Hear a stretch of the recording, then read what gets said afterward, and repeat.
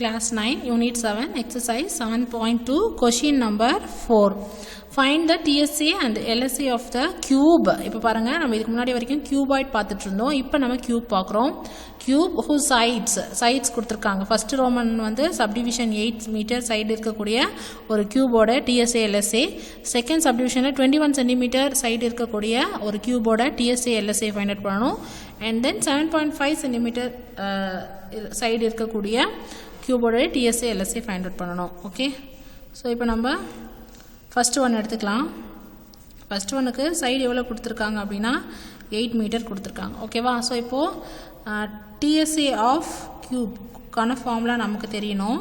And then LSA of cube அதுக்கான formula நமக்கு தெரியணும். ஸோ TSA ஆஃப் க்யூப் ரொம்ப ஈஸி. க்யூபோட 6 சைட்ஸையும் நம்ம கால்குலேட் பண்ணனா அதுதான் வந்து TSA.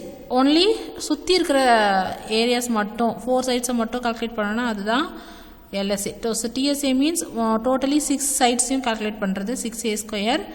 LSA மீன்ஸ் சுற்றி இருக்கக்கூடிய 4 சைட்ஸை மட்டும் டாப் அண்ட் பாட்டமை விட்டுட்டு மீதி இருக்கக்கூடிய 4 சைட்ஸை கால்குலேட் பண்ணுறது தான் LSA. ஸோ அதுக்கு வந்து 4a ஸ்கொயரும் நம்ம ஆல்ரெடி படிச்சிருக்கோம். ஸோ இதை நம்ம அப்படியே அப்ளை பண்ணிக்கலாம்.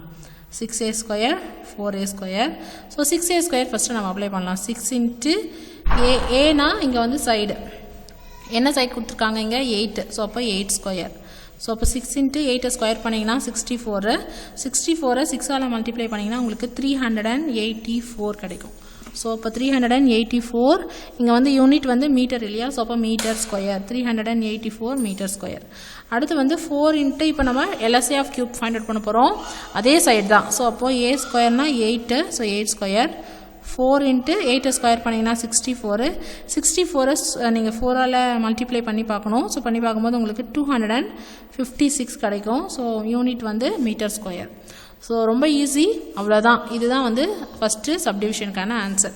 இப்போ செகண்ட் சப்டிவிஷனில் சைடு என்ன கொடுத்துருக்காங்க அப்படின்னா 21 சென்டிமீட்டர்னு கொடுத்துருக்காங்க. ஓகேவா? ஸோ அப்போ நம்ம TSA of cube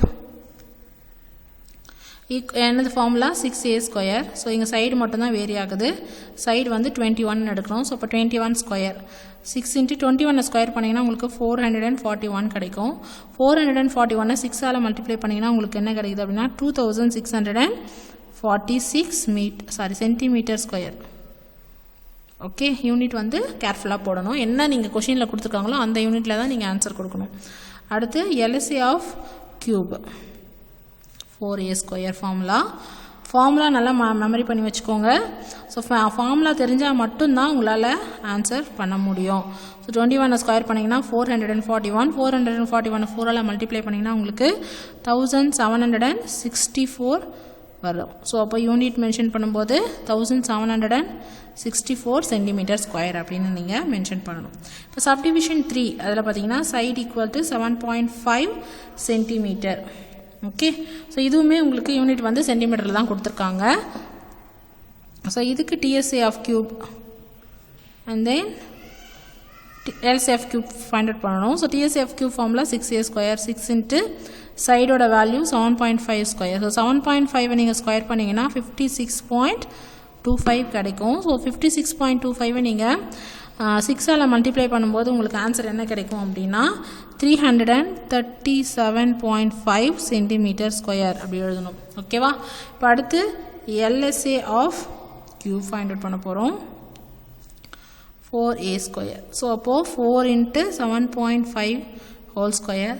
so 4 into 7.5 square பண்ணிங்கன்னா உங்களுக்கு என்ன கிடைக்கும்? ஆல்ரெடி நம்ம 56.25 ஃபைண்ட் அவுட் பண்ணி வச்சுருக்கோம். ஸோ அது கூட 4ஆல் மல்டிப்ளை பண்ணிக்கணும். 4ஆல் மல்டிப்ளை பண்ணிங்கன்னா உங்களுக்கு 225 சென்டிமீட்டர் ஸ்கொயர். ஓகே, ஸோ அப்போ 7.5 ஸ்கொயர் பண்ணி பார்த்துக்கோங்க.